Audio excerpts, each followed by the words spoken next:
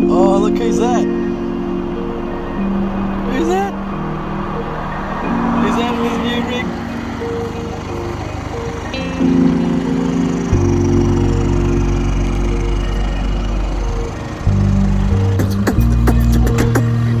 Hey.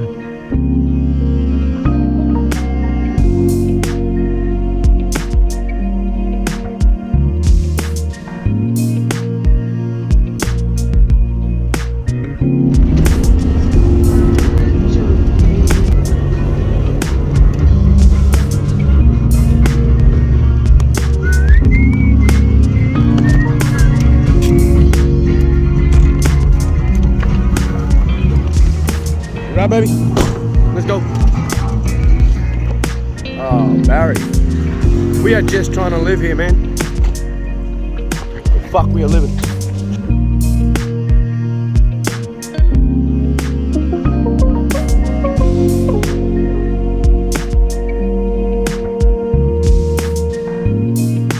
Coming to learn that finger painting is still fun no matter what age.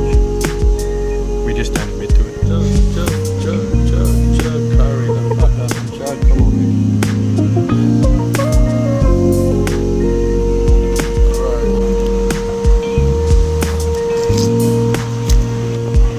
Right. More than just finger painting today.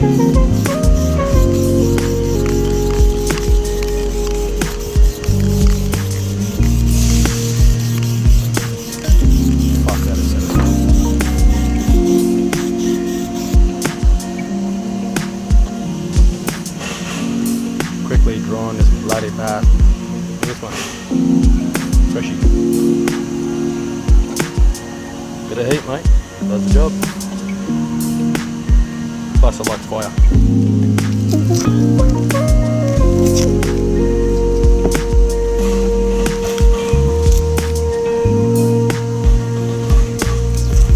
Nice. Could say that's factory.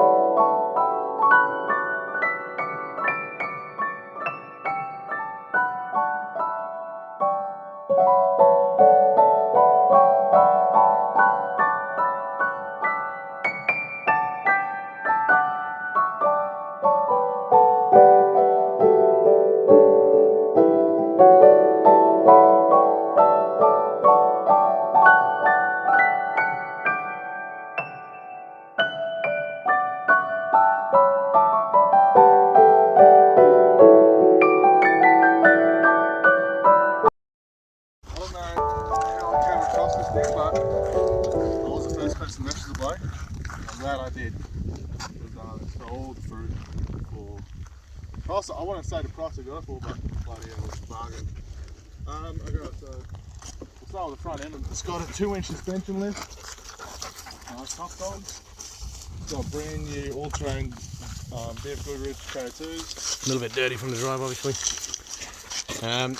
Obviously upgraded shocks, Tough Dog shocks.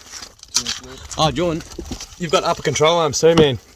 He's got upgraded ball joints. Okay, so Jordan here has got upgraded ball joints and upper control arms. As we can see, I didn't even notice that. It steers like a dream. Wow. Yeah, he's got some buttons and stuff. Here we go.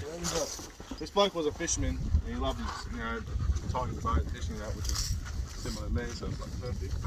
He's got a water tank. You learn what to drink. Bloody awesome. This is a brand new canopy put on around Christmas time, I believe he said. So a couple months old. And that's a good $5 grand in itself. Oh, easily. All Australian made canvas. So you've got the boat loader on top. It's got the reverse camera and light. Rod holders inside here.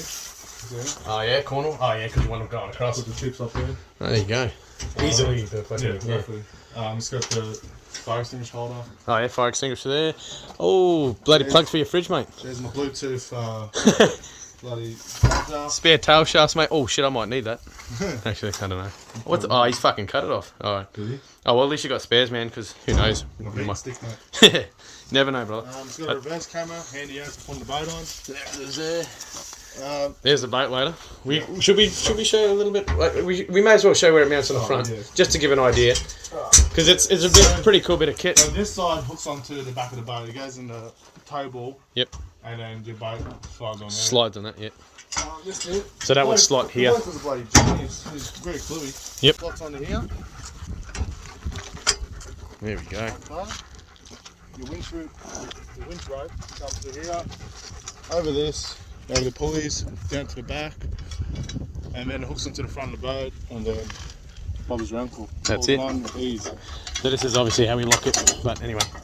Bloody, yeah, we'll have to, if we can get footage of it running, which hopefully we will. I might buy a boat, you know. Well, what's your ideas at this point, John, with the canopy? You're thinking of rooftop tent? Rooftop tent.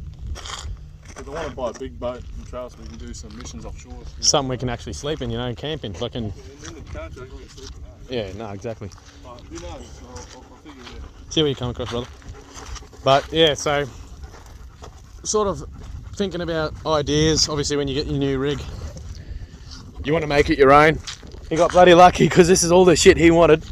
But basically, what we're missing, so it's got fuck all engine stuff. It's got an EGR block standard on both pipes because obviously they blow out and it's cracked. So his has. Mine's only got the one on the manifold side and it's been good ever since. Touch wood because that could blow on me any moment. But anyway, we got to do a turbo, high flow turbo, because everyone knows ZD30 D22s can be very sluggish from standard. I mean, you're going in the third gear and you just can't climb a hill, go around a roundabout. And we love power. Yeah, we need something to get you, you know, going. Fucking hell. So they have a rap for being slugs, but my one, this is not a slug. So anyway, you can definitely do modest modifications. I haven't gone crazy with the boost levels. A lot of people go to 22 PSI. I'm sitting at stock 16 PSI. I've got an MTQ turbo. We're not sure what we're going to go with Jordan's yet. I'm thinking, fuck it, we got big dollars, that's what we'll be doing.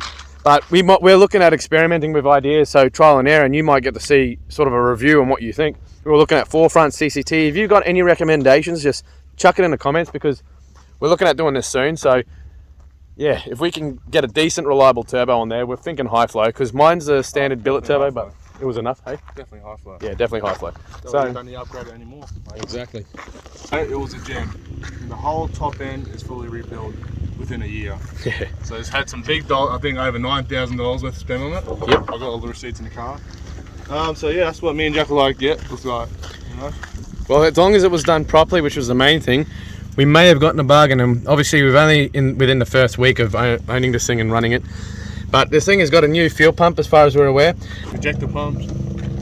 So as soon as he had his injector pump fail, they found that he had low compression and some timing issues.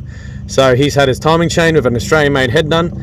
Head gasket obviously with the head, and it's had injectors and everything. So that's big bloody dollars spent, and like I haven't had to do that yet, thankfully. I don't have to worry about it now. So. Yeah, one less thing he has to worry about. Hopefully, as long as we look after it and keep maintaining it, it should be all good. This is a HPD intercooler. I've gone for a video, so if you want to have a thorough look into this truck, I can really go into detail in another video, which is I'll put it in the link below. But this has had, obviously you can see the scoop there. Nothing too crazy, but modest sort of modification. So that's an MTQ turbo rebuilt with a billet wheel.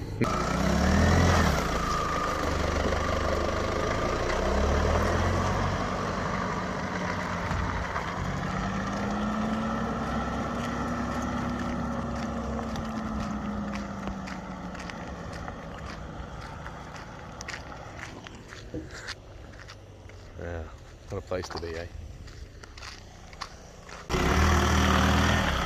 Feel like it's in four still?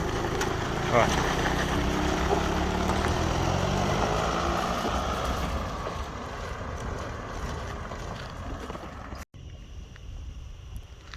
Alright, so we're just finishing up now. Did a bit of obviously testing and whatnot. Just checking the 4-wheel drive high and low range, making sure everything's working properly as it should. Jordan's done some laps already, but we've checked low range. That's working. High range. Luna, come here. And so far, big smiles. It's looking okay. Yeah?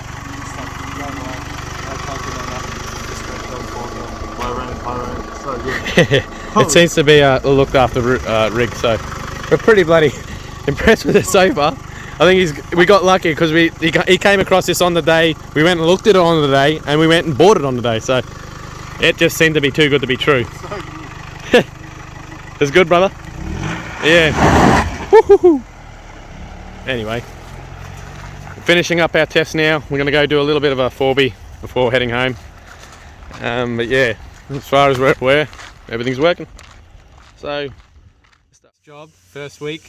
Jordan's already rewiring his bloody ute.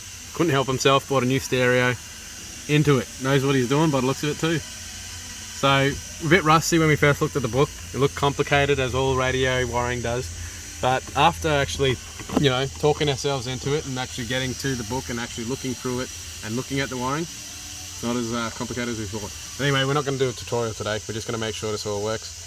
Figured we'd sneak some work in here for the reveal and end this video on that. Okay, ready? Oh shit. Well.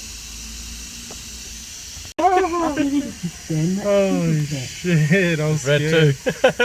he thought he didn't wire it in properly, but it looks like, yeah, it's all good. I did it, mate. Yeah, you did it, brother. Fuck, I knew that. So you happy? Lucky, that fucking thing. Alright, so it looks like it's all working. We're just going to make sure, what do you call it, set up. Yeah. Oh, do you want to do that? Oh, no, because we're going to, no, we'll do that after I was going to, no, we'll just do this later. So I'll turn it off now, because then we'll do that after. And then, I'm scared. Well done, John. So just putting the brackets on. Alright, so we're just lifting it up. We don't want to stress the torsion bars while we're lifting them. Want to make sure there's no load on them at all. Fuck. Oh, mine like that. That was lifted. If I do a torsion bars, will that affect the CV angle too? Yes, of course. The higher you go, the more angle the CV. Make sure it's not. Yeah, you don't want to go. You don't want to overdo it. Definitely don't want to overdo it. You reckon the angles are right? Yeah. Well, I mean, it's remember because what it travels at constantly is going to stress it. It's only at these angles, flexing up and down. And remember, see where the bump stop is? I've seen cunts like that. So look at the bump stop. Yeah. So focus on the bump stop because to see how close that is? Yeah. You don't want that right on the bump stop. Because otherwise that's going to be a rough ride, man. You're going to be riding on the stop, not the actual suspension. So we don't want to go too high. Thank you very much for sticking around and tagging along for this video. Obviously it was not a tutorial. We weren't planning on actually teaching or showing how we would wire in a radio or wind up torsion bars. Sort of just rushing into a bit of work because Jordan obviously just acquired the ute and you want to make it your own as quick as possible. So we gave it a lift. We weren't really sure how high, probably roughly I would say about an inch or two. But I did also wind up my torsion bars on the rig as well. As you can see, she is a little bit higher in the front. She is missing the left-hand guard as well due to some sliding damage, but anyway, beyond the point. We will be doing a 2-inch lift on this Navara. It is overdue. The suspension's been through it. She has got worn rear leaf spring pins and bushes. I have got a Super Pro kit for the car, but I think I'll just be going for a 2-inch lift straight off the bat. So she needs it. I want to start taking this off-road. We are planning some trips. We are going to Cape York possibly next year, and we are definitely going to Darwin mid-year next year as well, so going right through the centre. We're not sure if we're going to stop through Uluru, but it's about time we see some red dust and bring it to YouTube. So anyway, I appreciate you guys tagging along, and yeah, I have got a little bit of a sneak preview for some JDM rides coming shortly as well.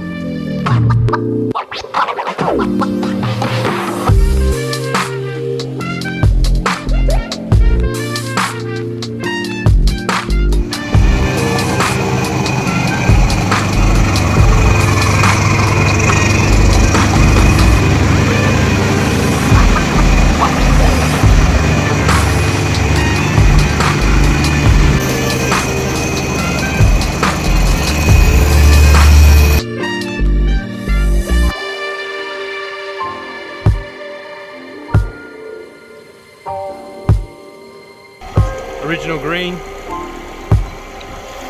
See?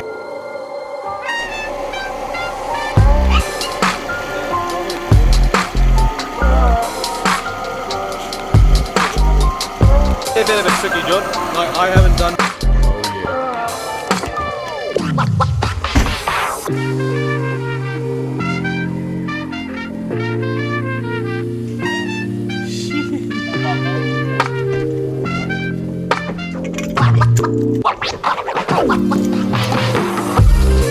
Oh, we can work on it, man.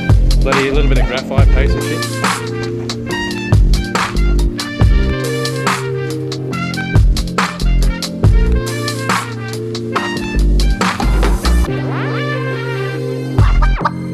Oh.